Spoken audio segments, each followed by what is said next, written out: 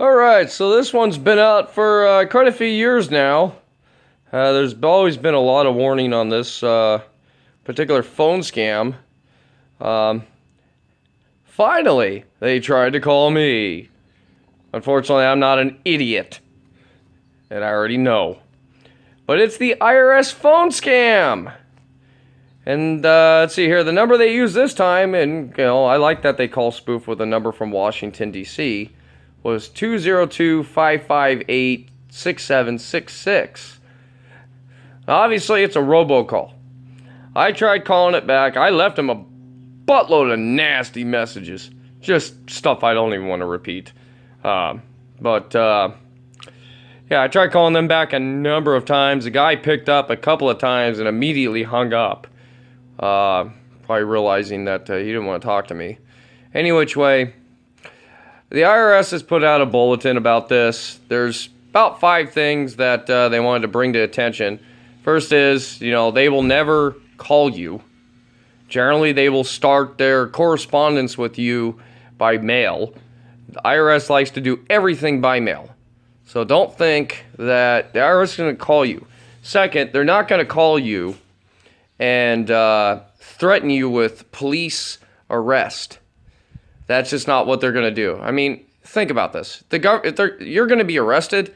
You think anybody's going to call you and try to give you a heads up? Hey, we're coming to get you. Run! Run!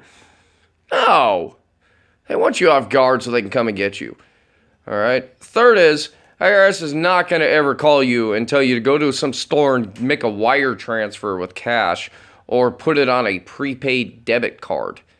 I mean, if you're that naive, then maybe you deserve to lose your money. I don't know.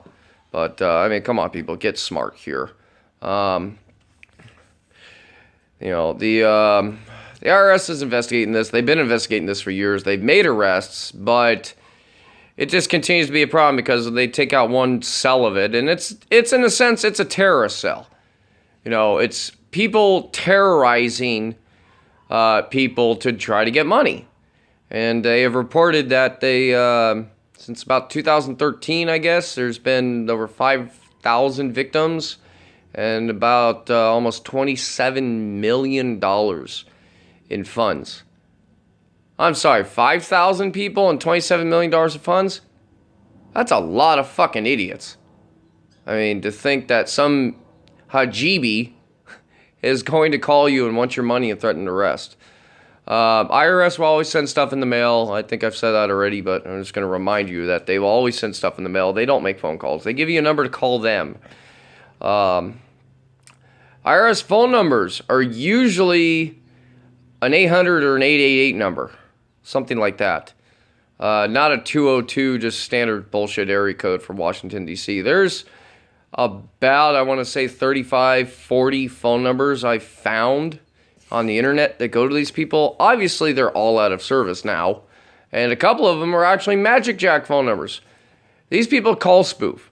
And what that means is they use a system that hides their phone number with a different phone number. And generally a phone number they choose that they want you to see on your caller ID to help make them seem a little more official. All right. If you get one of these phone calls, the IRS is suggesting just hang up. Me personally, I'm waiting for them to call me back because I really do want to fuck with these people. I think they should get exactly what they deserve. And so for that said, I'd like to mess with them. Any which way, let this be a warning. They're still doing it. There's still calls scamming out there. I mean, these are probably the same people that are doing the Microsoft tech support bullshit scam and, I don't know, some other crap. If let's just put it this way. If you get a phone call from somebody and they sound Arab, it's a scam. Unless you're calling AT&T or Nation Star Mortgage, as I've figured out. They use a lot of Arabs to do their customer service. And I'm sorry, AT&T, but for an American-based company, shame on you. Shame on you. I don't want to talk to some foreign douchebag in another country that doesn't even fucking speak English. I don't speak fucking Hajibi. I don't want to talk to some dude that speaks Hajibi, especially when he can't speak English. I'd rather fucking talk to somebody speaking Spanish. In that case, I don't even understand a goddamn word of that shit either, but at least it's not as offensive. So, any which way.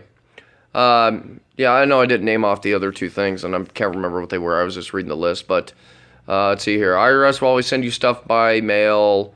They will never call you. They will never threaten local law enforcement or arrest via phone. Actually, they won't really threaten you with that either. They're going to give you the option to try to settle things before it even gets that far. And they will never demand you to send them cash, i.e. via money order, MoneyGram, wire transfer, prepaid debit card. I mean, that should be a red flag right there. If somebody's telling you to go to a store and buy a prepaid debit card and load money onto it, like, well, why wouldn't you just take my payment from my actual card or my checking account, you know? That's a red flag.